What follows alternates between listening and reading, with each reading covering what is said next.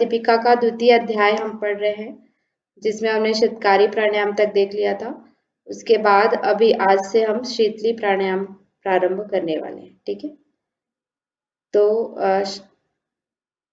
शीतली प्राणायाम हम इस प्रारंभ करने वाले हैं। उसके पहले हम लास्ट में जो हमने एक श्लोक देखा था कल, 46 श्लोक तक देखा था, सॉरी 56 श्लोक तक देखा था, जिसका लास्ट का एक बार हम रिवाइज करते हैं। जिसमें कहा गया था कि अगर जो योगी है शीतकारी प्राणायाम का अभ्यास करता है तो उसे क्या होता है कि वो उसका देह स्वच्छंद हो जाता है, मतलब कि उस पर, उसके देह पर उसका पूर्ण नियंत्रण हो जाता है। और वो क्या होता है कि सभी तरह के जो उपद्रव हैं उनसे वो क्या हो जाता है, रहित हो जाता है, या उनसे वो वर्जित हो जाता है, अलग हो जाता है। ठीक है, बचा हुआ रहता है। और क्या होता है कि वो सभी जो योगी हैं उनमें क्या हो जाता है, योगियों का इंद्र, मतलब योगियों का राजा, या योगियों में वो क्या हो जाता है, सम्माननीय हो जाता है इस भूमि पर। ऐसा किसके बारे में बताया गया था, शीतकारी प्राणायाम के विषय में ऐसा बताया गया था। ठीक है, आप लोग को नॉर्मली भी पता होगा कि जो शीतकारी और शीतली प्राणायाम है, दोनों को ही अभी क्या कहा जाता है, कूलिंग प्राणायाम कहा जाता है। ठीक है, जब हम कूलिंग इफेक्ट देने के लिए हम ये दोनों प्राणायाम करते हैं, तो इनके लाभ भी लगभग क्या है, कुछ कुछ लाभ क्या है, मिलते जुलते हैं। टेक्स्ट में भी अगर आप देखेंगे तो उनके कुछ लाभ क्या है, मिलते जुलते हैं। जैसे कि हम शीतकारी प्राणायाम में कल हमने पढ़ा था कि जो योगी है उसको भूख नहीं लगती है, प्यास नहीं लगती है, निद्रा नहीं होता है और आलस्य नहीं होता है। ऐसा जो शीतकारी प्राणायाम का अभ्यास करता है उनको ये चारों जो समस्या है कि भूख लगना, प्यास लगना, निद्रा लगना और तंद्रा यानी कि आलस्य होना, ये चारों जो है वो शीतकारी प्राणायाम के अभ्यासी को नहीं होता है। तो ऐसा ही कुछ लाभ आपको शीतली प्राणायाम में भी देखने को मिलेगा। ठीक है, तो अभी हम आज स्टार्ट करने वाले हैं शीतली प्राणायाम। बता सकते हैं ये कौन से नंबर का प्राणायाम है, कौन से नंबर का कुंभक है?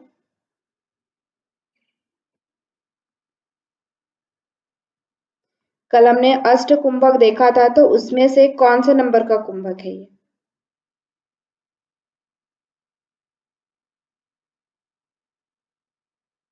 फोर्थ नंबर का है शायद ये। शायद शायद नहीं रखना है, कंफर्म रखना है। ठीक है, तो फोर्थ नंबर का ही है ये। श्लोक याद करिए, सूर्य भेदनम उज्जाई शीतली शीतकारी शीतली तथा भस्त्रिका भ्रामरी मूर्छा प्लावनी च अष्ट कुंभ का। ठीक है, तो कौन सा नंबर हुआ, सूर्य भेदन उज्जाई शीतकारी और शीतली। तो ये कौन सा नंबर है, चौथे नंबर का कुंभक हम देखने जा रहे हैं आज। ठीक है, तो देखिए क्या लिखा है, जिह्वा वायु आकृष्य पूर्ववत कुंभक अभ्यास साधनम। ठीक है, इसमें क्या बोला है कि जिह्वा के द्वारा वायु को क्या करना है, आकर्षण करना है, वायु को लेना है, खींचना है। ठीक है, देखिए अब यहाँ पे जैसे अभी हम क्या करते हैं शीतली प्राणायाम में कि जिह्वा को नली नुमा आकार बनाइए, उसको कौवे के चोंच की तरह आकार बना करके लेना है, या फिर जिह्वा को नली नुमा आकार बना करके लेना है। तो ऐसा यहाँ पर नहीं लिखा हुआ है। ठीक है, हिंदी में भले ही लिखा हुआ है, लेकिन आपके संस्कृत में ऐसा कुछ भी नहीं लिखा है कि हमें जिह्वा को मोड़ना है। ठीक है, संस्कृत में ऐसा कुछ भी नहीं लिखा है, बस इतना लिखा है कि जिह्वा के माध्यम से हमें क्या लेना है, वायु को खींचना है अंदर की तरफ। ठीक है, और क्या करना है, पूर्ववत कुंभक साधनम। जैसा कि हमने कल कुंभक के विषय में विस्तृत चर्चा देखी थी कि पूरक के पश्चात हमें जालंधर बंध लगाना है, उसके बाद हमें मूल बंध लगाना है, मूल बंध लगाने के पश्चात हमें क्या करना है, पेट को अंदर खींचते हुए प्राण वायु को सुषुम्ना में प्रवेश कराने का प्रयास करना है। तो इस तरह से हमें पूर्ववत जो बताया गया है कुंभक की विधि, उसी तरह से कुंभक का अभ्यास करना है जब तक हम श्वास को रोक सकते हैं। ठीक है, तब तक हमें उस तरह से कुंभक का अभ्यास करना है। फिर क्या करना है, धीरे धीरे हमें क्या करना है, सैने घ्राण रंध्राभ्याम।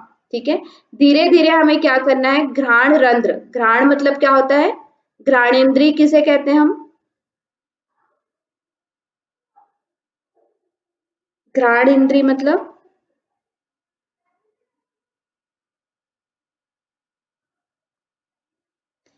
घ्राण इंद्रिय हम किसे कहते हैं, नासिका को कहते हैं। ठीक है, नाक, तो नाक के रंध्र यानी कि नासिका जो रंध्र है उनके द्वारा हमें क्या करना है, रेचन करना है, रेचयेत पवनम सुधि। ठीक है। धीरे धीरे हमें क्या करना है, नासिका के द्वारा पवन का रेचन करना है। ठीक है, लेना किसके द्वारा है, हमें श्वास लेना है हमें जीवा के माध्यम से, और पूर्ववत जो कुंभक की विधि बताई गई है उस तरह से कुंभक का अभ्यास करना है। फिर धीरे धीरे हमें क्या करना है, दोनों नासिका से प्राण वायु का क्या करना है, रेचन करना है। ये हमारी क्या है, शीतली प्राणायाम की विधि यहाँ पे बताई गई है। उसके बाद है, अब जैसा कि हम देखते आ रहे हैं कि प्राणायाम की विधि के पश्चात उसका क्या बताया जाता है, उसके सॉरी उसके लाभ के विषय में बताया जाता है। ठीक है, तो लाभ क्या है इसका, गुल्म प्लीहादिकान रोगान। ठीक है, कौन कौन से रोग, गुल्म, गुल्म मैंने आप लोग को पहले ही बताया था कि गुल्म का मतलब क्या होता है, किसी भी तरह का हमारे पेट इत्यादि में या शरीर में कोई गांठ बन जाती है। ठीक है, चाहे वो मसल्स की हो या किसी तरह की जो गांठ बन जाती है, वायु गोला भी बन जाता है कभी कभी, तो वो उन सभी जो गांठ होती है उसे क्या कहा जाता है, गुल्म कहा जाता है। ठीक है, तो गुल्म का ये क्या करता है, गुल्म रोग जो है, गांठ है उसको दूर करता है। और क्या है, प्लीहा यानी कि स्प्लीन, जो हमारी प्लीहा किसे कहते हैं, स्प्लीन संबंधी जो समस्या है उसको ये क्या करता है, रोग करता है, सॉरी उन सभी रोगों को क्या करता है, दूर करता है। ठीक है, गुल्म संबंधी जो रोग है और प्लीहा संबंधी जो रोग है उसे ये क्या करता है, दूर करता है, कौन, शीतली प्राणायाम। ठीक है, और मुख्य इसका लाभ है ज्वर। ठीक है, फीवर जो होता है, हमें बुखार होता है, ज्वर होता है, तो उसमें हमें क्या है, शीतली प्राणायाम जब हम करते हैं तो ज्वर भी हमारा क्या हो जाता है, ठीक हो जाता है। ठीक है, और दोष, कौन सा दोष ठीक होता है, पित्त दोष। ठीक है, इसके पहले हमने जो पढ़ा था, सबसे पहला जो प्राणायाम था वो क्या था, सूर्य भेदी प्राणायाम। सूर्य भेदन से कौन से दोष ठीक होता है,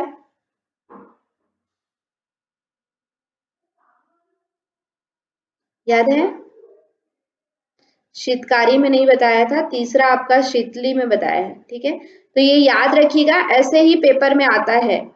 सूर्य भेदी में हमने देखा था वात दोष ठीक होता है। ठीक है, याद रखिएगा, सूर्य भेदी से कौन सा दोष ठीक होता है, वात दोष। उसके बाद दूसरा हमने देखा था उज्जाई, उज्जाई से कौन सा दोष ठीक होता है, कफ दोष। उज्जाई से कौन सा दोष ठीक होता है, कफ दोष। शीतली से कौन सा दोष ठीक होता है, पित्त दोष।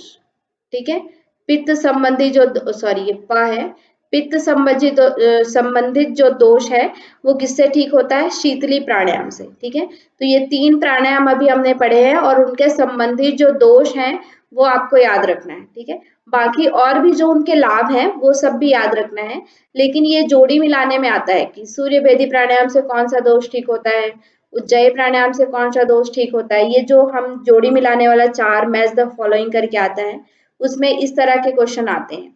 ठीक है, तो इसको याद रखिएगा। कौन कौन से रोग ठीक होते हैं, गुल्म रोग, प्लीहा रोग, ज्वर, फीवर, ये बहुत इंपॉर्टेंट है। शीतली प्राणायाम से कौन सा रोग दूर होता है, फीवर जो हमारा है, बुखार, ज्वर। और दोष कौन सा ठीक होता है, पित्त दोष। ठीक है, पित्त दोष इससे ठीक होता है।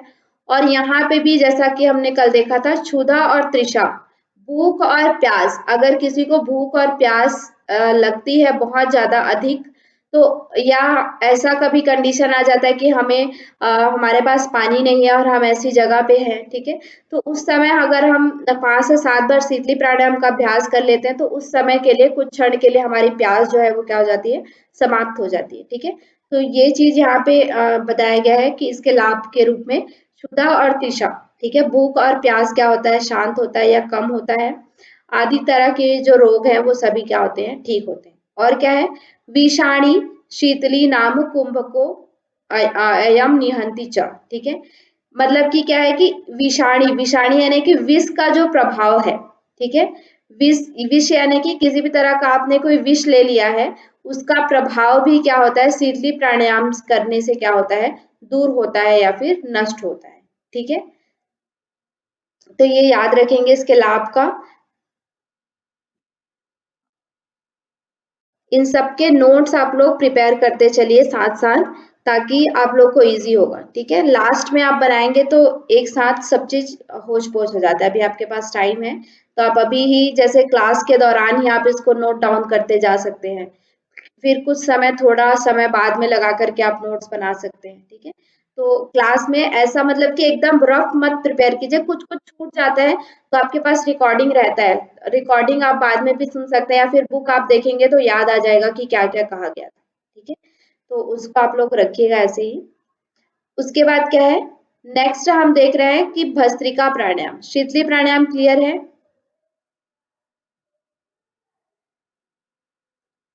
शीतली प्राणायाम,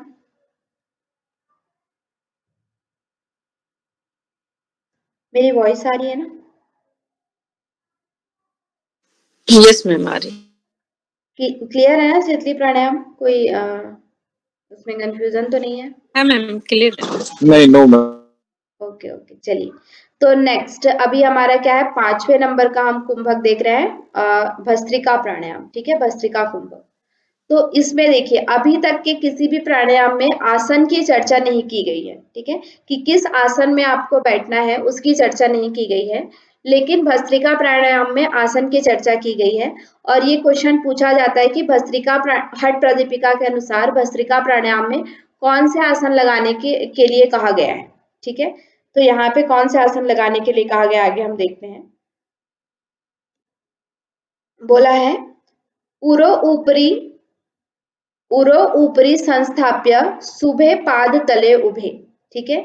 दोनों उर पे, उर यानी कि क्या होता है, जंघा, जंघा के ऊपर हमें क्या रखना है, दोनों पाद तल यानी कि पांव को है हमें रखना है, ठीक है।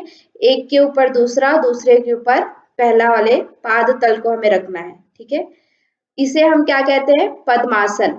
पद्मासनम भवेदेत सर्व पाप नाशनम, ठीक है। इस आसन को हम क्या कहते हैं, पद्मासन कहते हैं, जो क्या करता है, सभी प्रकार के पाप का नाश करता है। यहाँ पे भी पद्मासन के विषय में एक बार बता दिया गया है कि कैसे आपको पद्मासन करना है और पद्मासन का लाभ क्या है, ठीक है। उसके बाद आगे बोला जाता है इसमें, सम्यक पद्मासनम बद्ध्वा, जैसे पद्मासन की विधि यहाँ पे आपको बताई, उसी तरह से अच्छी तरह से, सम्यक मतलब क्या होता है, अच्छी तरह से, ठीक है। अच्छी तरह से हमें क्या करना है, पद्मासन में बैठना है, पद्मासन लगाना है, ठीक है। बंधवा मतलब कि बांधना है अपने आप को पद्मासन में, ठीक है। इसके हमने इस चैप्टर का जब हम पहला श्लोक पढ़ रहे थे तो वहां पे भी बताया गया था कि प्राणायाम का अभ्यास हमें कब प्रारंभ करना है, जब हम आसन पर सिद्धि प्राप्त कर ले, ठीक है। इट मीन्स जब आप भस्त्रिका प्राणायाम तक पहुंच रहे हैं, मतलब कि आप आसन में क्या हो चुके हैं, दृढ़ हो चुके हैं, आसन में आप स्थिर हो चुके हैं, ठीक है। इसका मतलब है कि आप आसन को लंबे समय तक करने का अभ्यास आपका हो चुका है। तो इसलिए यहाँ पे बोला गया है कि सम्यक आसनम बद्ध्वा, आसन आसन हमें कौन सा आसन लगाना है, पद्मासन लगा करके अच्छी तरह से बैठना है। और क्या करना है, समग्रियो उदरम सुधि, हमारा जो कहते हैं ना कि sit in padmasana, back neck and head should be straight, इस तरह के से हम इंस्ट्रक्शंस भी देते हैं। जब हम योगा कराते हैं किन्हीं को तो क्या करते हैं कि आप या फिर कहते हैं किसी भी सुखपूर्वक आसन में बैठिए और आपके कमर गर्दन सीधी होनी चाहिए, इस तरह से हम इंस्ट्रक्शन देते हैं। तो भस्त्रिका प्राणायाम या भस्त्रिका कुंभक बताने के पूर्व भी यहाँ पे पूर्व की तैयारी आपकी क्या होनी चाहिए, किस तरह से आपको बैठना है, कौन सा आसन आपको लगाना है, तो वो चीज यहाँ पे बताया जा रहा है, ठीक है। तो पद्मासन लगा करके आपको बैठना है। आपका ग्रीवा यानी कि सर, सॉरी नेक है, जो ग्रीवा मतलब क्या होता है, आपका गर्दन, ठीक है। उधर आपका पेट वाला भाग, ये सभी क्या होने चाहिए, सम होने चाहिए, यानी कि एक सीधी लाइन में होने चाहिए।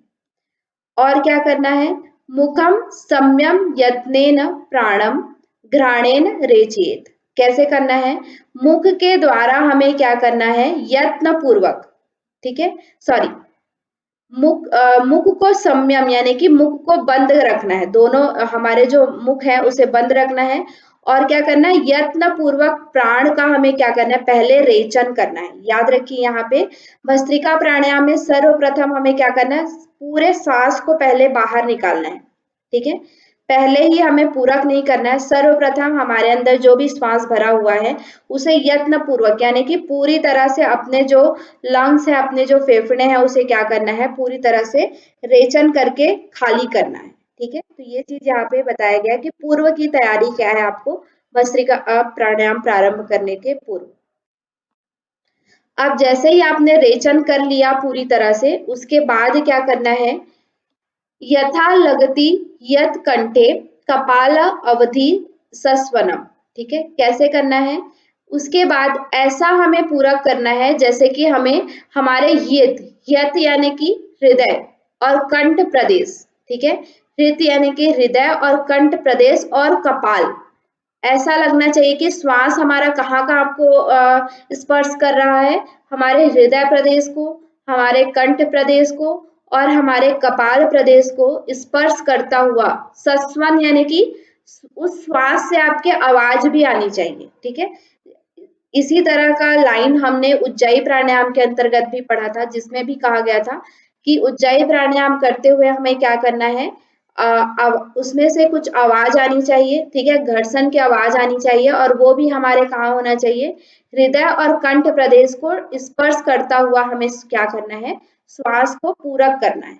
लेकिन यहाँ पे भी इसी तरह से भस्त्रिका प्राणायाम में भी कहा गया है कि आपके हृदय प्रदेश को स्पर्श करे, कंठ प्रदेश को स्पर्श करे, साथ ही साथ कपाल प्रदेश को भी स्पर्श करता हुआ आवाज उसमें से कुछ घर्षण की ध्वनि भी उत्पन्न हो, ठीक है, श्वास की ध्वनि भी उत्पन्न हो, इस तरह से आपको यत्न पूर्वक वेगेन, वेगेन मतलब क्या होता है, वेग पूर्वक, जल्दी जल्दी, ठीक है, बाकी सब में क्या बोला जाता है, धीरे धीरे, लेकिन भस्त्रिका प्राणायाम में आपको क्या है, यत्न पूर्वक जल्दी जल्दी आपको क्या करना है, पूरक करना है, ठीक है। पूर्ये चापी उस कहाँ तक भरना है, हित पद्मावधि मारुतम, ठीक है, कहाँ तक भरना है, हित पद्म यानी कि हृदय पद्म, हृदय पद्म यानी कि हृदय कमल तक हमें कहाँ क्या करना है, मारुत को भरना है, ठीक है।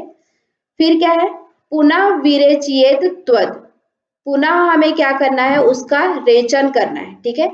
यहाँ पे ध्यान रखिएगा कुंभक की बात नहीं की गई है अभी, ठीक है, अभी आपको क्या करना है, केवल पूरक और रेचक करना है, ठीक है, वेग पूर्वक जल्दी जल्दी आपको क्या करना है, फोर्सफुली फुली पूरक और रेचक करना है, ठीक है। पूर्येच पुनः पुनः, इसी तरह से बार बार आपको क्या करना है, पूरक और रेचक की विधि बार बार करते रहना है, ठीक है। जब पूरक और रेचक में ये याद रखना है कि हृदय कमल, कंठ और कपाल प्रदेश में आवाज के साथ थोड़ी, देखिए आप हिंदी में भी देख सकते हैं, थोड़ी आवाज के साथ हमें क्या करना है, नाक के द्वारा छोड़ना है और यत्न पूर्वक हमें क्या करना है, पुनः ही पूरक करना है, बार बार हमें यही प्रक्रिया दोहरानी है, ठीक है। उसके बाद क्या है, यथेव लोह करेण भस्त्र वेगेन चालियेत, ठीक है, कैसा करना है, जैसे लोहार की धोखनी देखी आप लोगों ने, लोहार कैसे करता रहता है, बार बार वो धोखनी चलाते रहता है, ठीक है, उसी तरह से हमें क्या करना है, यत्न पूर्वक, ठीक है, बार बार हमें जैसे लोहार की धोखनी चलती रहती है तेजी से, उसी तरह से यत्न पूर्वक बार बार हमें अपने श्वास को क्या करना है, पूरक और रेचक करना है, वेग पूर्वक, ठीक है। तथैव स्वशरीरस्थम चालयेत पवना धिया, ठीक है, पूरे शरीर में हमें क्या करना है, सावधानी पूर्वक क्या करना है, धिया मतलब क्या होता है, ध्यान पूर्वक, ठीक है, अपना उसमें ध्यान लगा करके हमें पूरे शरीर में क्या करना है, वायु का चालन करना है, पवन मतलब क्या होता है, वायु का चालन हमें पूरे शरीर में करना है, ठीक है। सेम लाइन, यथेव लौह करेण भस्त्र वेगेन चालियेत, सेम लाइन हमने कपाल भाती में भी पढ़ी थी, ठीक है। अब यहाँ पे हम देखेंगे कि कपाल भाती और भस्त्रिका में क्या डिफरेंस है हठ प्रदीपिका के अनुसार। हमें ये प्रक्रिया कब तक करनी है, बार बार पूरक और रेचक की प्रक्रिया कब तक करनी है, यदा श्रमो भवे देहे तदा सूर्येन पूरियेत, ठीक है, कब तक हमें ये करना है पूरक और रेचक की प्रक्रिया, जब तक हमारा शरीर थक ना जाए, ठीक है, श्रम ना हो जाए यानी कि थकान जब तक ना आ जाए, तब तक आपको क्या करना है, पूरक और रेचक की क्रिया करते रहना है, ठीक है। ये जो हम वेग पूर्वक पूरक और रेचक की क्रिया कर रहे थे, वो कब तक करना है, जब तक हमारे शरीर में थकान ना आ जाए, तब तक हमें ये क्रिया करनी है। उसके बाद क्या है, तदा सूर्येन पूरियेत, और जब आपको लगे कि आप थक चुके हैं, तो उसके बाद एक बार आपको क्या करना है, सूर्य नाड़ी से पूरक करना है, ठीक है। सूर्य नाड़ी कौन सी नाड़ा, सॉरी, सूर्य नाड़ी कौन सी नाड़ी को कहते हैं? राइट वाली। हाँ, राइट तो नोज पे। राइट नॉस्ट्रिल से हमें, जब आप थक जाए उसके बाद राइट नॉस्ट्रिल से हमें क्या करना है? पूरक करना है। उसके बाद क्या है? यथो उदरम भवेत पूर्ण पवनेन तथा लघु। ठीक है, हमें क्या करना है? उदर तक पूरी तरह से शीघ्रता ही, लघु मतलब देखिए यहाँ पे जल्दी से ही, ठीक है, धीरे धीरे नहीं भरना है, जल्दी से ही हमें क्या करना है? पूरक करना है। कहाँ तक? पूरे पेट तक, उदर तक। ठीक है, पूरे पेट तक हमें वायु को क्या कर लेना है? भर लेना है। फिर क्या है? धारयेत नासिकाम, फिर उसके बाद क्या करना है? नासिका से हमें उसे धारण करना है। ठीक है, मध्यमा तर्जनीभ्याम बिना दृढ़म। अब देखिए यहाँ पे पूरी तरह से एक्सप्लेन किया गया है, पूरे दोनों नाक को हमें क्या करना है? धारण करना है, बंद करना है। कौन कौन सी उंगलियों से? ठीक है, तो कौन कौन सी उंगलियों से? मध्यमा तर्जनीभ्याम बिना। ठीक है, बिना मतलब क्या होता है? इसके बिना। अब देखिए हमारे उंगली में, हमारे हाथ में क्या होते हैं? 5 उंगलियां होती हैं। तो अब यहाँ पे क्या बोला है? मध्यमा, मध्यमा यानी कि बड़ी वाली उंगली, और तर्जनी यानी कि उसके बगल वाली उंगली जो अंगूठे के साइड रहती है। तो उन 2 उंगली के बिना तो हमारी कौन कौन सी उंगली बची?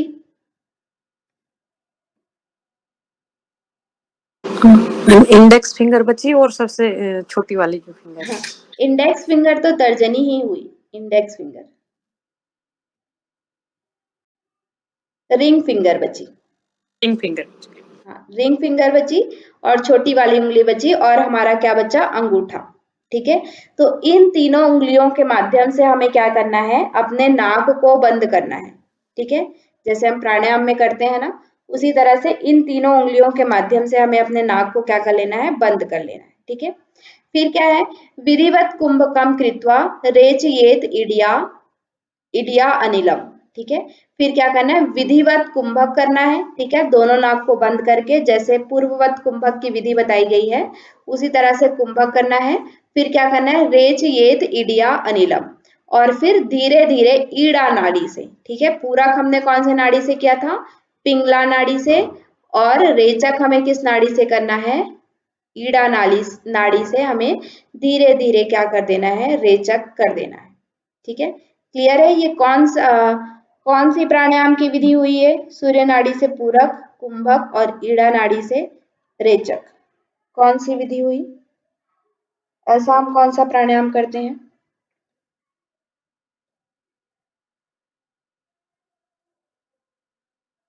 बता सकते हैं?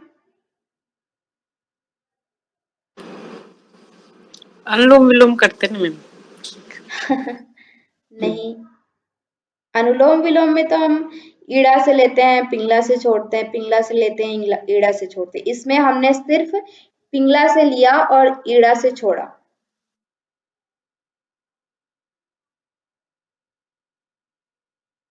याद है? सूर्य वेदन। हाँ, सूर्य भेदन। ठीक है, सबसे पहला जो इसमें प्राणायाम है सूर्य भेदन का, वही प्राणायाम हमें इसमें क्या करना है? लास्ट में दोहराना है। ठीक है, अब देखिए यहाँ पे मैंने जैसे कि आप लोग को बताया था कि हम देखेंगे क्या डिफरेंस है इस हट प्रदीपिका के कपालभाति और हट प्रदीपिका के भस्त्रिका में। तो जब हम कपालभाति कपालभाति क्रिया का अभ्यास करते हैं, तो उसमें हम क्रिया तो इसी तरह से करते हैं, पूरक और रेचक करते हैं। ठीक है, सेम पूरक और रेचक करते हैं, लेकिन लास्ट में हम उसमें क्या है कि सूर्य भेदी प्राणायाम नहीं करते हैं।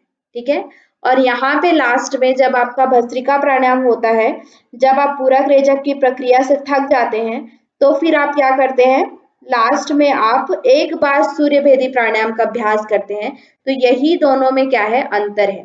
ठीक है, कपालभाति और भस्त्रिका प्राणायाम में यही अंतर है कि हम लास्ट में भस्त्रिका प्राणायाम है उसमें क्या करते हैं? सूर्य भेदी का एक बार सूर्य भेदी का अभ्यास करते हैं, लेकिन कपालभाति में हम ऐसा कोई अभ्यास नहीं करते हैं। ठीक है, क्लियर है यहाँ तक?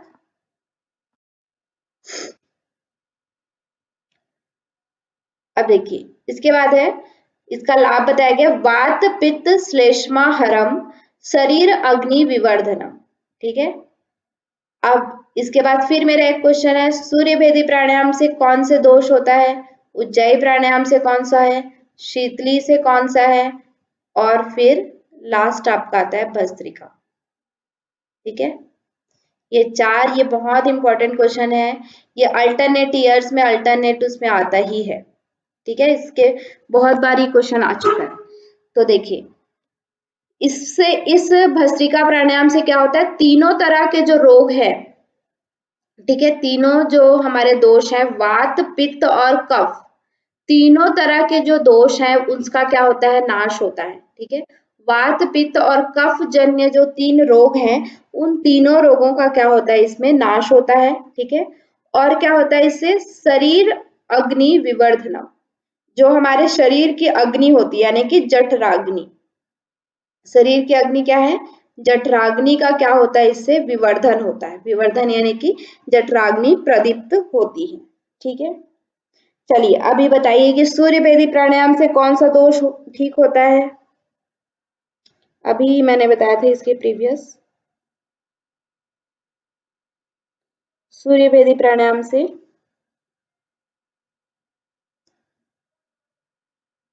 सूर्य विधि से वात हाँ, वात रोग दूर होते हैं। उज्जैन से, उज्जैन से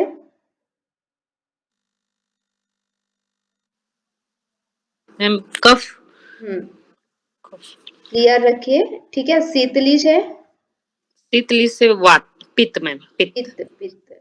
ठीक है, और भस्त्रिका से क्या होता है, तीनों, वात पित्त और कफ तीनों। ठीक है, इसको याद रखिएगा, ये बहुत ही इंपॉर्टेंट क्वेश्चन है आपका। चलिए नेक्स्ट, तो आगे बढ़ते हैं।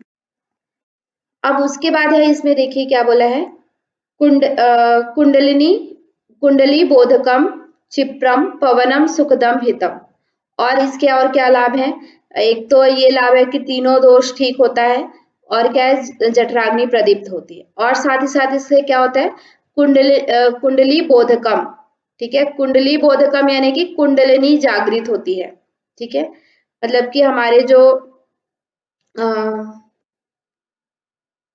कुंडलिनी होती है, ठीक है, कुंडलिनी कहाँ पे होती है, मूलाधार इत्यादि, इसके विषय में और हम आगे डिटेल में इसी बुक में पढ़ेंगे जब हम 3rd चैप्टर में जाएंगे।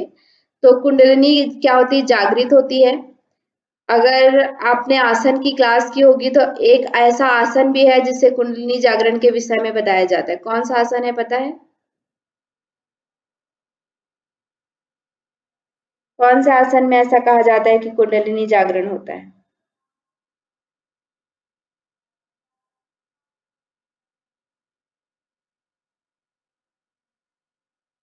नहीं याद है, मत्स्येंद्र आसन।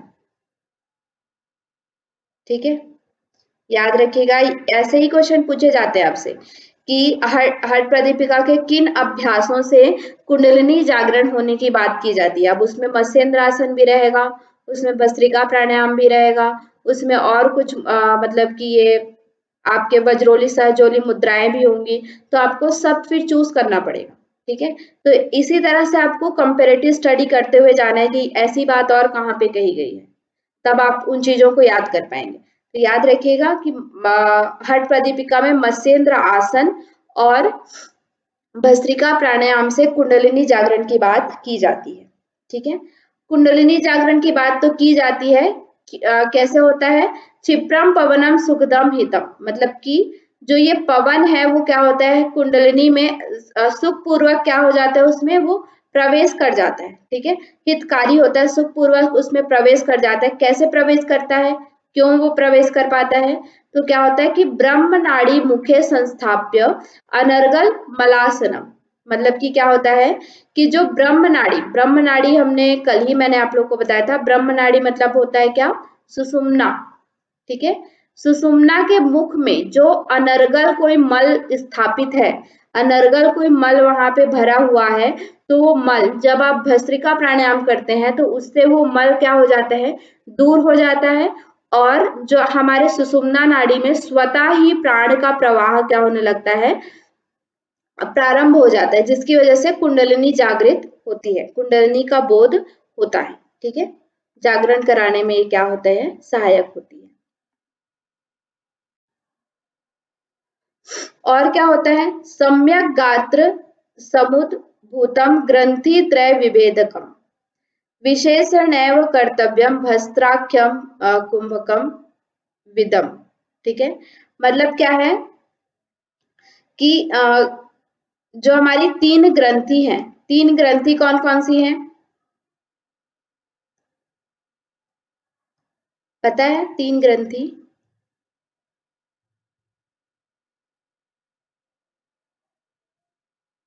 नहीं पता है, ठीक है। 3 ग्रंथि हमारी ब्रह्म ग्रंथि, विष्णु ग्रंथि और रुद्र ग्रंथि। ठीक है, 3 हमारी ग्रंथि बताए जाते हैं। ग्रंथि मतलब कि एक तरह से क्या है, गांठ। कहा जाता है कि ये हमारे क्या होते हैं कि हमारे षट चक्र होते हैं, उनके बीच में कुछ ग्रंथियां होती है, मतलब कि गांठें होती हैं जो हमारे प्राण के प्रवाह को ऊपर की तरफ रोकने मतलब कि जाने के लिए वो क्या करती है, बाधित करती है, रोकती है।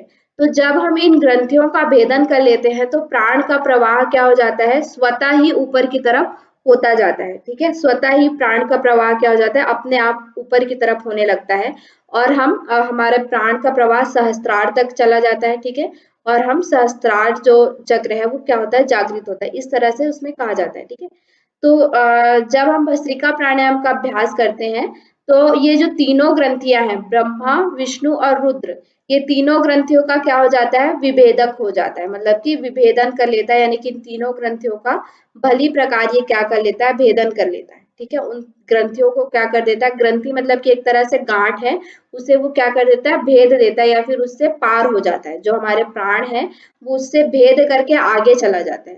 तीनों ग्रंथियों का ये क्या कर लेता है, जब हम भस्त्रिका प्राणायाम करते हैं तो स्वतः ही तीनों ग्रंथियों का क्या होता है, भेदन होता है।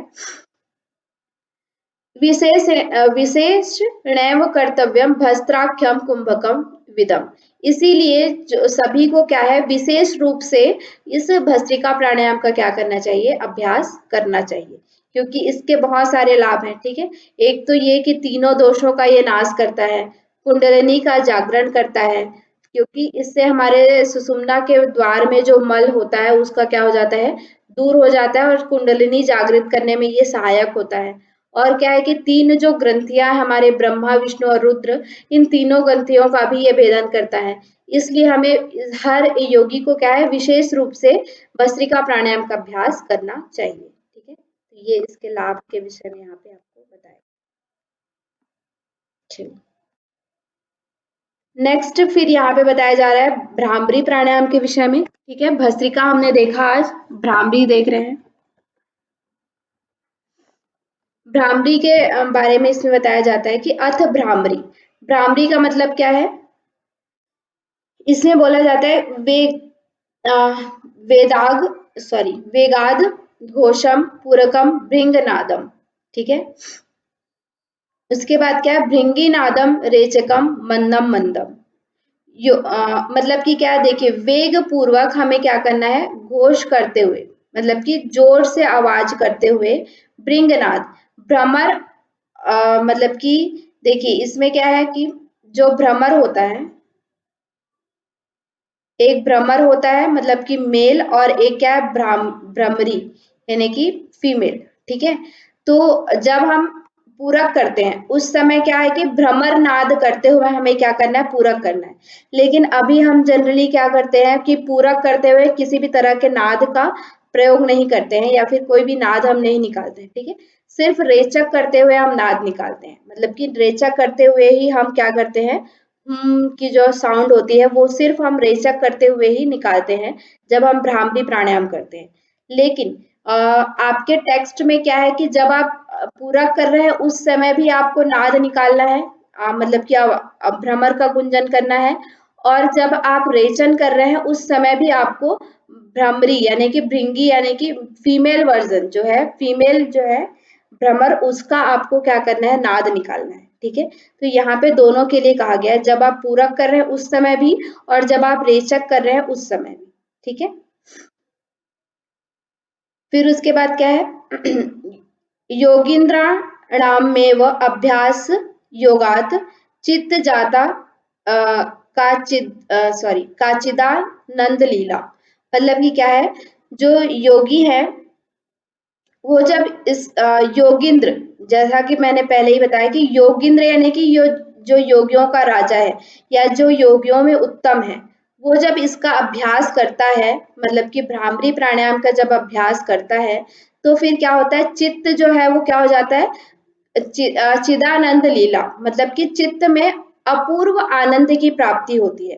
जब हम भ्रामरी प्राणायाम का अभ्यास करते हैं, पूरक करते हुए भ्रमरनाद और पूरा रेचक करते हुए भृंगीनाद का जब हम मतलब कि साउंड निकालते हुए इस तरह से जब हम भ्रामरी प्राणायाम का नित्य प्रति अभ्यास करते हैं, तो वो जो योगी है वो क्या हो जाता है, उत्तम हो जाता है और उसे अपूर्व आनंद लीला यानी कि अपूर्व आनंद की प्राप्ति होती है। ठीक है, ये इसका लाभ है कि अपूर्व आनंद की उसे क्या होती है, प्राप्ति होती है।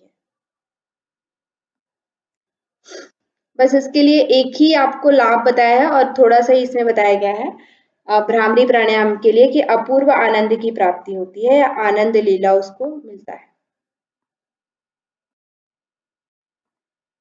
नेक्स्ट फिर है आप मूर्छा प्राणायाम। मूर्छा प्राणायाम में क्या है कि आपका ये 7वां प्राणायाम है, ठीक है, 7वां कुंभक है, जिसमें बताया गया है पूरकांते गाढ़ांतम बद्वा जालंधरम सैन्य। ठीक है, पूरक के अंत में, अब पूरक कैसे करना है, दोनों नासिका से करना है, एक नासिका से करना है, कैसे करना है उसके बारे में यहाँ पे नहीं बताया गया है। सिर्फ बोला गया है कि पूरक के अंत में हमें क्या करना है, गाढ़तरम बद्वा जालंधर सैन्य, अच्छी तरह से, गाढ़तरम यानी कि बहुत ही अच्छी तरह से हमें क्या करना है, जालंधर बंध लगाना है, दृढ़ता पूर्वक हमें क्या करना है, जालंधर बंध लगाना है धीरे से। ठीक है, उसके बाद क्या है, रेचयेन मूर्छानाख्यम मनोमूर्छा सुखप्रदम, और तब तक हमें कुंभक लगा करके रखना है जब तक हमें मूर्छा या फेंटिंग, ठीक है, चक्कर आने जैसा या मूर्छा आने की स्थिति ना आ जाए, तब तक हमें क्या करना है, कुंभक लगाना है। उसके बाद हमें क्या करना है, रेचक करना है। ठीक है, जस्ट 2 मिनट, 2 मिनट देंगे। ठीक है,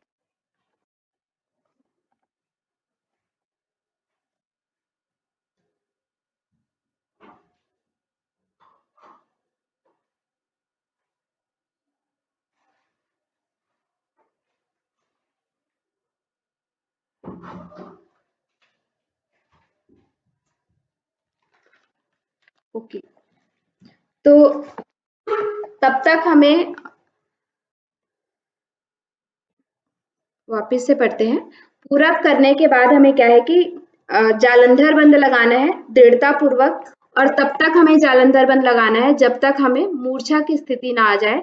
और इस तरह से जब हम इसका अभ्यास करते हैं तो क्या होता है, मनोमूर्छा सुखप्रदम, इससे जब इस तरह से हम अभ्यास करते हैं तो मनोमूर्छा सुखप्रदम यानी कि मन को मूर्छित करना, मन मतलब क्या है, हमारा चित्त।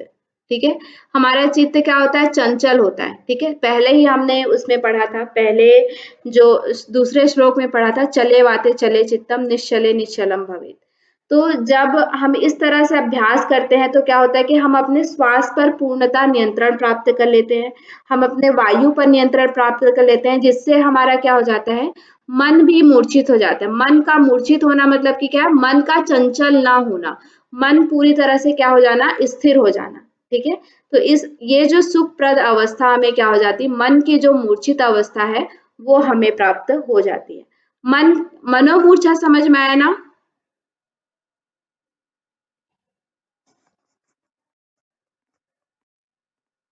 मनोमूर्छा समझ में आया क्या? Yes ma'am. ठीक है, मन को मूर्छित हो जाना, मन का पूरी तरह से मूर्छा हो जाना यानी कि मन ना होना, एक तरह से मन स्थिर हो जाना। ठीक है, फिर लास्ट आपका प्राणायाम के विषय में यहाँ पे बताया जाता है अर्थ प्लावनी। प्लावनी में क्या है, अंतः प्रतीर्तो उदर मारुत पूरितो उदर। ठीक है, पयस्त पयस्य गाधे अपि सुखाद प्लवते पद्म पत्रम, मतलब क्या है, हमें क्या करना है कि अंतः परिवर्तो उदर मारुत पूरितो उदरम, मतलब कि हमें जल में स्थित होना है, ठीक है। सॉरी,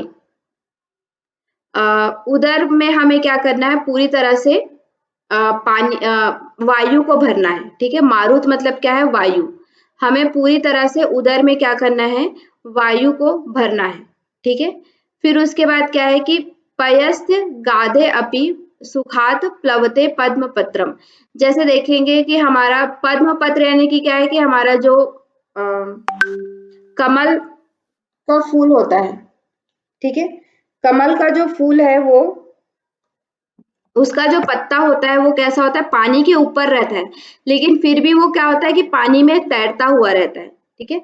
उसी तरह से हमें क्या करना है कि कमल के पत्ता जैसे अथाह जल में भी क्या होता है, सरलता पूर्वक तैरता रहता है, ऐसे ही साधक जो है वो क्या हो जाता है, जब इस तरह से हम वायु को पेट में भर करके लंबे समय तक उसे रखते हैं, तो हम क्या होते हैं कि जैसे कमल का पत्ता तैरने लगता है, उसी तरह से हमारा शरीर भी क्या हो जाता है, अथाह जल में तैरने लग जाता है। मतलब कि अथाह जल में भी हम कमल के पत्ते के समान क्या हो जाते हैं, तैरने लग जाते हैं। प्लावनी यानी कि प्लावित हो जाते हैं, मतलब कितने हल्के हो जाते हैं कि जल इत्यादि भी हमें क्या होता है कि प्रभावित नहीं कर सकता, ठीक है।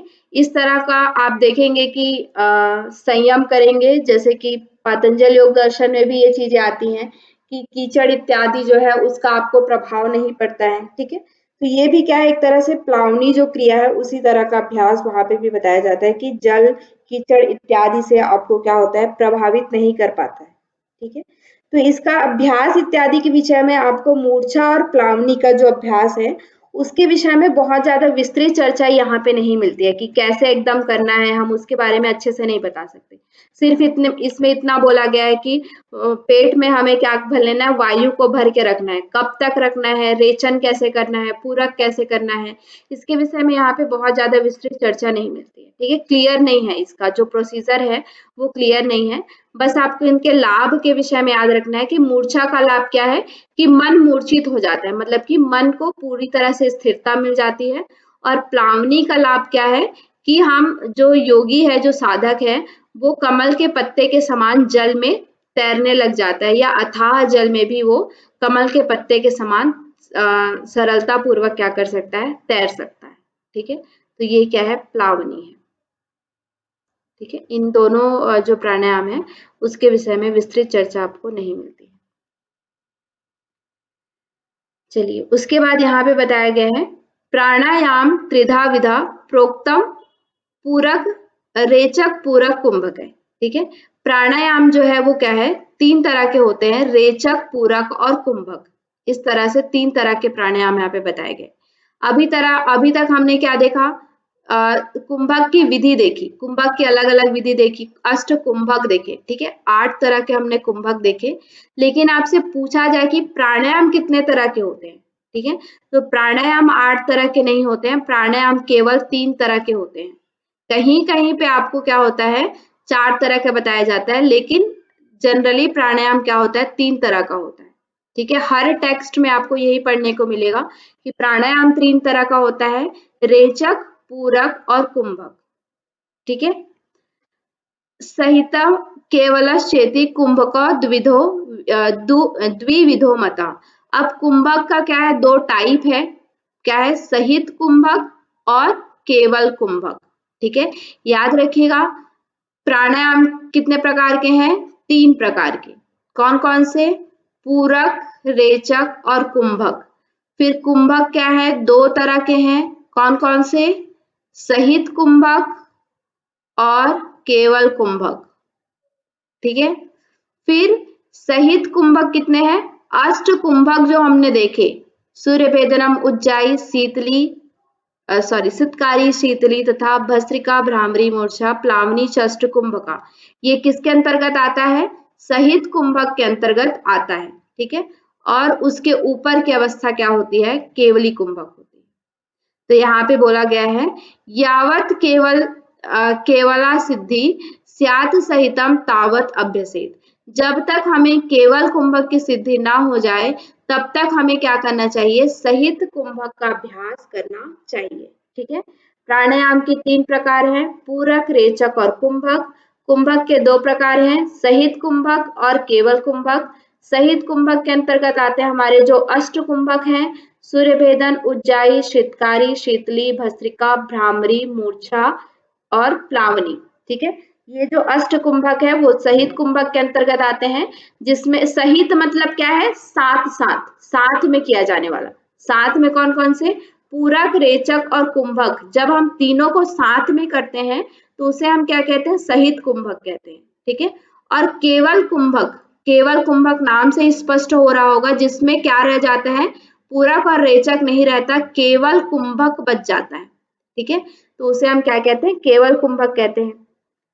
लेकिन केवल कुंभक का अभ्यास जो है वो इतना आसान नहीं है।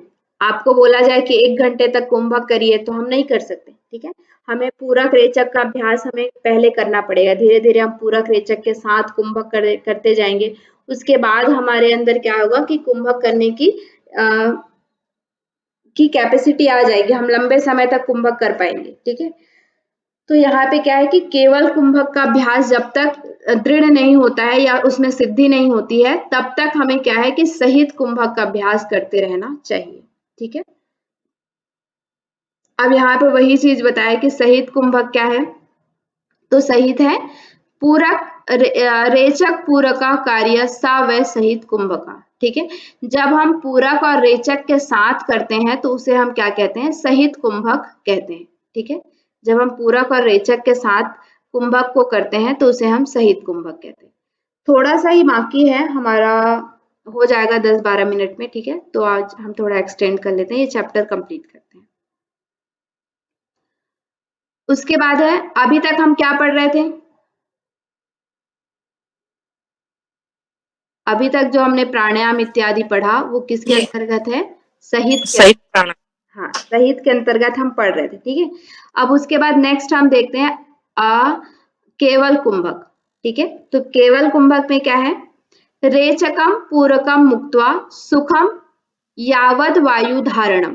ठीक है, अभी तक हम क्या करते थे, पहले रेचक करते थे, सॉरी पहले पूरक करते थे, फिर उसके बाद कुंभक लगाते थे, फिर धीरे धीरे रेचन करते थे। तीनों विधि हमारे पास होती थी। लेकिन केवल कुंभक में क्या है, रेचक पूरकम मुक्त्वा, मतलब कि रेचक और पूरक के बिना। ठीक है, जिसमें रेचक और पूरक नहीं होंगे, सुखम यावद वायु धारणम, सुख पूर्वक हम वायु को धारण कर सके, मतलब कि लंबे समय तक वायु को रोक सके, धारण कर सके, बिना रेचक और पूरक के। मतलब क्या है, रेचक और पूरक के कहने का मतलब क्या है, एक बार आपने पूरक किया तो ऐसा नहीं है कि 10 सेकंड बाद आपको लगे कब सांस छोड़ेंगे, कब सांस छोड़ेंगे। जैसे हम किसी योगा क्लास में जाते हैं, शुरू हमारे कुंभक की प्रैक्टिस नहीं रहती है, तो क्या होता है कि कभी कभी जो टीचर होते हैं, योगा इंस्ट्रक्टर, वो कुंभक की विधि करा देते हैं, तो फिर 10 काउंट तक लगता है, अरे जल्दी काउंट करो, जल्दी काउंट करो। ठीक है, तो ये स्थिति नहीं होना है। केवल कुंभक का तात्पर्य क्या हुआ कि जब आपने पूरक किया उसके बाद आपका क्या है कि लंबे समय तक, लंबे समय, वो लंबा समय कैसा भी हो सकता है, 10 मिनट, 15 मिनट, 1 घंटा, 2 घंटा। ठीक है, तो लंबे समय तक जब आप उसको धारण करने की आप में क्षमता आ जाती है तो उसे हम क्या कहते हैं, प्राणायाम यामो अपि युक्ता सा वै केवल कुंभका। इस तरह के जो प्राणायाम है, इस तरह का जो प्राणायाम है उसे हम क्या कहते हैं, केवल कुंभक कहते हैं, जिसमें पूरक और रेचक नहीं होता, केवल कुंभक, वायु को लंबे समय तक धारण करने की हमें क्षमता आ जाती है। ठीक है, अब उसके बाद है कुंभके केवले सिद्धे रेचक पूरक वर्जितम। वही चीज फिर से बोला जा रहा है कि कुंभक, केवल कुंभक वो है जिसमें कि रेचक और पूरक वर्जित हो, मतलब कि रेचक और पूरक ना हो। ठीक है, रेचक और पूरक के रहित जो हम कुंभक को सिद्ध कर लेते हैं तो उसे हम क्या कहते हैं, केवल कुंभक कहते हैं। और इस अवस्था में क्या होता है, न तस्य दुर्लभम किंचित त्रिषु लोकेषु विद्यते। इस तीनों लोक में, ठीक है, तीनों लोक में ऐसा कुछ भी चीज उसके लिए दुर्लभ नहीं बच जाता। ठीक है, मतलब कि अब ऐसा कुछ भी नहीं, अब जिसने केवल कुंभक को सिद्ध कर लिया है उसमें के लिए कुछ भी चीज दुर्लभ नहीं है, तीनों लोकों में कुछ भी चीज दुर्लभ नहीं है। ठीक है, सब चीज उसके लिए क्या हो जाता है, सुलभ हो जाता है। जो भी चीज वो प्राप्त करना चाहते हैं, जैसा भी प्राप्त करना चाहते हैं, ठीक है, जैसे हम पातंजल योग दर्शन में विविध प्रकार के जो हम विभूति देखते हैं, अनेकानेक विभूतियां कि सूर्य भूयान का ज्ञान कर लिया, अपने शरीर का ज्ञान कर लिया, दूसरों के चित्त का ज्ञान कर लिया, ठीक है, अनेकानेक हम उसमें देखते, बहुत सारे आपने देखे होंगे। तो वो सभी चीज हमें क्या होता है उसमें प्राप्त होता है, ठीक है, कि कुछ भी चीज उसके लिए दुर्लभ नहीं हो जाता। जब वो केवल कुंभक को सिद्ध कर लेता है तो सभी चीज उसके लिए क्या हो जाता है, सुलभ हो जाता है, ठीक है। शक्ता केवल कुंभेन यथेष्टम वायु धारणात् राजयोग पदम चापी लभते नात्र संशय, ठीक है। मतलब क्या है, अब देखिए केवल कुंभक की अवस्था एक तरह से क्या है, पूरी तरह से समाधि की अवस्था तक हम पहुंच जाते हैं, राजयोग पद को प्राप्त कर लेते हैं, ठीक है।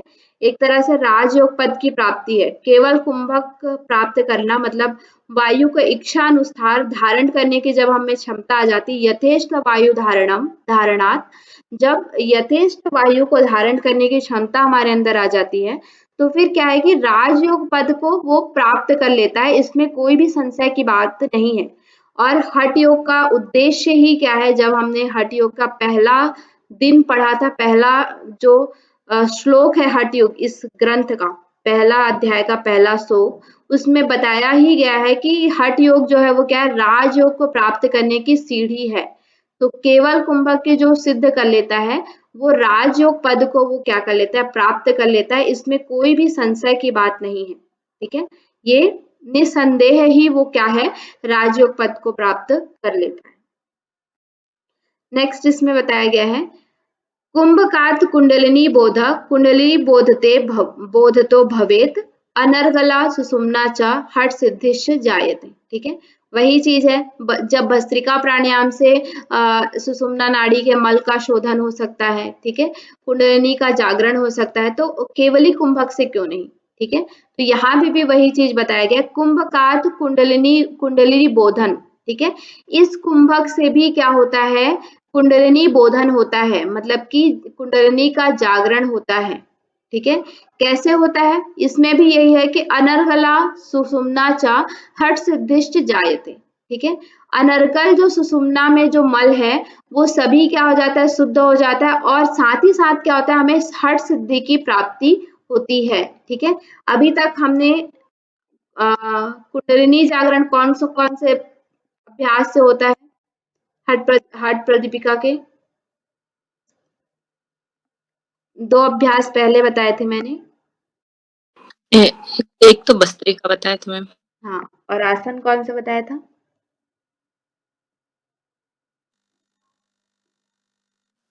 मत्स्येंद्रासन, ठीक है। तो 3 अभ्यास हमने देख लिए, मत्स्येंद्रासन, भस्त्रिका प्राणायाम और केवली प्राणायाम, केवली कुंभक। इन तीनों से क्या होता है, आपके कुंडलिनी का जागरण होता है। इसी तरह से आपको कंपैरेटिव स्टडी करते जाना है, क्योंकि ऐसे ही क्वेश्चन आते हैं, ठीक है। अब देखिए लास्ट 2 से 3 श्लोक बाकी है, इसको हम लोग करते हैं, उसके बाद कंप्लीट हो जाएगा, ठीक है। क्या बोला है, हठम बिना राजयोगो राजयोगम बिना हठम, ठीक है। हठ के बिना राजयोग और राजयोग के बिना हठ, दोनों ही क्या है, न सिद्ध्यति ततो युग्म निष्पत्ते समभ्यसेत, ठीक है। तो हठ के बिना राजयोग और राजयोग के बिना हठ योग सिद्ध नहीं हो सकता, ठीक है। हमें राजयोग को प्राप्त करना है तो हठ योग का अभ्यास करना ही पड़ेगा, और हठ योग कर रहे हैं तो उसका मुख्य उद्देश्य क्या है, राजयोग है, ठीक है। दोनों क्या है, युग्म है। युग्म मतलब क्या होता है, जोड़ा, ठीक है, पेयर, जैसे हमारे चप्पल का पेयर होता है, एक चप्पल पहन के हम कहीं नहीं जा सकते, है ना, दोनों चप्पल हमें पहनना पड़ता है। इयररिंग है तो दोनों इयररिंग हमें पहनना पड़ता है, एक हम पहनते नहीं है। उसी तरह से क्या है कि राजयोग और हठ योग जो है वो दोनों क्या है, पेयर है, ठीक है। अगर आपको राजयोग को प्राप्त करना है तो हठ योग का अभ्यास आपको करना पड़ेगा, और अगर आप हठ योग का अभ्यास कर रहे हैं तो उसका उद्देश्य क्या है, राजयोग को प्राप्त करना है, ठीक है। तो ये दोनों ही क्या है, पेयर है, युग्म है। तो दोनों का ही हमें साथ साथ क्या करना होता है, अभ्यास करना होता है, ठीक है। दोनों को हमें साथ साथ अभ्यास करना चाहिए। नेक्स्ट, कुंभक प्राण रोधांते कुर्याचित्त निराश्रयम एवं अभ्यास योगेन राजयोग पदम व्रजेत। मतलब क्या है, कुंभक द्वारा जब हम प्राण वायु को क्या कर लेते हैं, रोध कर लेते हैं, रोध यानी कि रोक लेते हैं चित्त को, जब कुंभक के द्वारा प्राण वायु को क्या कर लेते हैं, रोक लेते हैं, तो क्या होता है, कुर्यात चित्तम निराश्रयम। फिर चित्त भी क्या हो जाता है, आश्रय रहित हो जाता है, निराश्रय हो जाता है। ठीक है, जो हमने सेकंड श्लोक पढ़ा था इस चैप्टर के, चले वाते चले चित्तम निश्चले निश्चलम भवेत। तो लास्ट तक आते आते क्या हो रहा है कि ये जो चैप्टर है वो लास्ट तक वही चीज बता रहा है कि जब हम प्राण का पूरी तरह से क्या कर लेते हैं, रोध कर लिया, प्राण का रोध जब आपने पूरक और कुंभक को अपने वश में कर लिया, पूरक रेचक को छोड़ करके कुंभक को अपने वश में कर लिया, इट मीन्स आपका क्या है, चित्त पूरी तरह से क्या हो गया, आश्रय रहित हो गया। वहां पे किसी भी तरह का उसमें आश्रय नहीं है, कोई भी अब उसमें चंचलता नहीं है, चित्त हमारा क्या है, पूरी तरह से स्थिर हो गया है। इस तरह से जब हम अभ्यास करते रहते हैं योग का, तो राजयोग पद की क्या कर लेते हैं, प्राप्त कर लेते हैं। ठीक है, लास्ट श्लोक आपका है इस चैप्टर का। इस श्लोक के विषय में सभी अवगत हैं, सभी इसके बारे में जानते हैं, बार बार आप लोगों ने इसको पढ़ा भी होगा। ठीक है, बहुत इंपॉर्टेंट भी है आपके पेपर पर्पज से भी। तो इसमें है वपु कृशत्वम वदने प्रसन्नता। ठीक है, वपु कृशत्वम वदने प्रसन्नता मतलब क्या है, शरीर में क्या होता है, कृशता। कृशता का मतलब हमने पहले ही देखा है, पतला शरीर क्या हो जाता है, हल्का हो जाता है, पतला हो जाता है। वदने प्रसन्नता, वदने प्रसन्नता यानी कि मुख में प्रसन्नता रहती है उसके। ठीक है, हर आप किसी को देखते हैं तो हमें लगता है ना, कोई किसी को हम देखते हैं तो लगता है अरे ये हमेशा खुश रहता है, हमेशा इसके चेहरे में मुस्कुराहट रहती है। ठीक है, तो उसी तरह से जो हठ योगी होता है, हठ योग को जो सिद्धि प्राप्त कर लेता है, उसके मुख में हमेशा क्या रहता है, प्रसन्नता रहती है। और क्या है, नाद स्फुटत्वम मतलब क्या है, नाद उसका जो वाणी है, उसकी जो स्वर है, वो क्या होता है, किसी किसी को सुनना हमें पसंद होता है, जैसे कोई योगी है। ठीक है, और भी हमारे यूट्यूब में भी ऐसे बहुत सारे योगी आते रहते हैं जिनको हमें सुनना पसंद होता है। ठीक है, वो बोलते हैं तो लगता है अच्छा बोल रहे हैं, हमें इनको सुनना चाहिए। तो उनके जो स्वर में क्या होता है, सौष्ठव होता है, दूसरों को खींचने की जो क्षमता आ जाती है। ठीक है, और क्या है, नयने सुर निर्मले मतलब कि उसके नयन क्या हो जाते हैं, निर्मल हो जाते हैं। मतलब कि उसके नयने निर्मल कहने का मतलब क्या है कि तेजस्विता उनके अंदर आ जाती है। किसी की आंख जो होती है वो इतनी चमक होती है उसमें। ठीक है, उनके नयनों में क्या हो जाती है, तेजस्विता होती है। तो जो हठ योग को सिद्धि प्राप्त कर लेता है, हठ सिद्धि को प्राप्त कर लेता है, उसकी भी नयन क्या हो जाते हैं, उनके नयनों में तेजस्विता आ जाती है। ठीक है, और क्या है, शरीर में आरोग्यता। ठीक है, नेक्स्ट क्या है, आरोग्यता। बिंदु जय अग्नि दीपनम, बिंदु जय, बिंदु जय का मतलब क्या है, हम इसके बारे में और आगे देखेंगे। यहाँ पे आप इतना समझिए कि हमारे शरीर मतलब कि हमारे कपाल कुहर से क्या होता है, अमृत का स्राव होता है। तो उस अमृत के स्राव को क्या होता है, नीचे ना गिर करके उसको उसका पान करने लगता है। ठीक है, उस बिंदु को वो क्या कर लेता है, उस बिंदु पर विजय प्राप्त कर लेता है। अब विजय कैसे प्राप्त करता है उसके बारे में जब हम थर्ड चैप्टर में डिटेल्ड में देखेंगे। ठीक है, अग्नि दीपनम, अग्नि दीपनम यानी कि अग्नि उसकी क्या हो जाती है, प्रदीप्त हो जाती है। ठीक है, जठराग्नि प्रदीप्त हो जाती है। हमने बहुत सारे प्राणायाम आसन इत्यादि में देखा ही है कि हर प्राणायाम से क्या होता है, अग्नि प्रदीप्त होती है। और क्या है, नाड़ी विशुद्धि, हमने देखा कि 72,000 जो नाड़ियां हैं वो क्या हो जाती हैं, विशुद्ध हो जाती है, शुद्ध हो जाती हैं। इसे इस तरह के हमें क्या होते हैं, लक्षण दिखाई देते हैं। जब हमारी हठ सिद्धि होती है तो हमें इस तरह से लक्षण दिखाई देते हैं। कौन कौन से, वपु कृशत्वम यानी कि शरीर में पतला हल्कापन, वदने प्रसन्नता मुख में प्रसन्नता, नाड़ स्फुटत्वम यानी कि स्वर में सौष्ठव, स्वर में मधुरता, नयने सुनिर्मले नयन में तेजस्विता, आरोग्यता उसके शरीर में कोई भी तरह का रोग नहीं होता है, बिंदु पर विजय प्राप्त कर लेता है, अग्नि उसका प्रदीप्त हो जाता है जठराग्नि, नाड़ी उसकी जो 72,000 नाड़ियां हैं वो क्या हो जाती है, पूरी तरह से शुद्ध हो जाती हैं। और ये सारे क्या है, हमारे हठ सिद्धि के लक्षण हैं। सीक्वेंस में इसको आपको याद रखना है, सीक्वेंस इसका पूछा जाता है। ठीक है, और कौन कौन से हठ सिद्धि के लक्षण है वो भी पूछा जाता है। क्लियर है?